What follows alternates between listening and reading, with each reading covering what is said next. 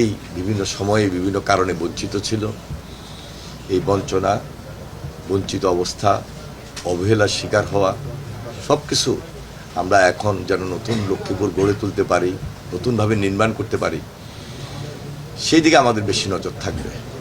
আমাদের মাননীয় প্রধানমন্ত্রী জনাব তারেক রহমান তিনি ইতিমধ্যে ক্যাবিনেট মিটিং করেছেন। আইনশৃঙ্খলার উন্নতি যেন ঠিকমতো, আইনশৃঙ্খলা যেন সুন্দরভাবে থাকে সেই দিকে বিশেষ নজর দিয়েছেন।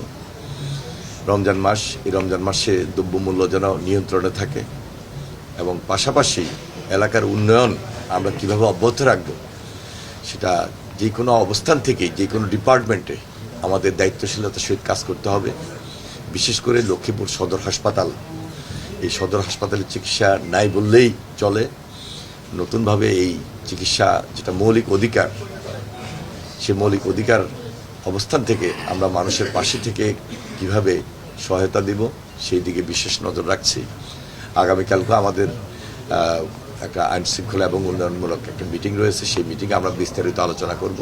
আর সবচেয়ে দীর্ঘদিনের যে দাবি লক্ষ্মীপুরের জলাবদ্ধতা, এই জলাবদ্ধতা দূরীকরণের জন্য আমরা ইতিমধ্যে সবচেয়ে বেশি যেটা প্রায়োরিটি দিব সেটা হলো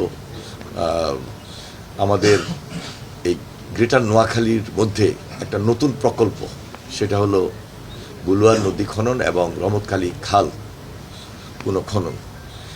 আমরা যদি এই প্রকল্পটা হাতে নিতে পারি, আমার বিশ্বাস যে লক্ষ্মীপুরের যে জলাবদ্ধতার যে ব্যাধি, দীর্ঘদিনের মানুষের কষ্টের জায়গা, সেখান থেকে আমরা মুক্ত হতে সক্ষম হব।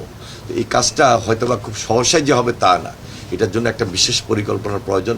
সেই পরিকল্পনা অনুযায়ী প্রকল্প আমরা গ্রহণ করার ইচ্ছা আমাদের রয়েছে। খুব শীঘ্রই আমরা সেই দিকে নজর দিচ্ছি ইনশাল্লাহ। আমাদের সুন্দর লক্ষ্মীপুর গড়ে তোলার মধ্যেই সেখানে শিক্ষা ব্যবস্থা, স্বাস্থ্য ব্যবস্থা, যোগাযোগ ব্যবস্থা, রেল লাইন, বিশ্ববিদ্যালয় সব কিছুই আমরা যেন সুন্দরভাবে ধারাবাহিক প্রকল্পের মাধ্যমে নিয়ে আসতে পারি। কারণ এটা দীর্ঘমেয়াদী প্রকল্প এবং দীর্ঘমেয়াদী আমাদের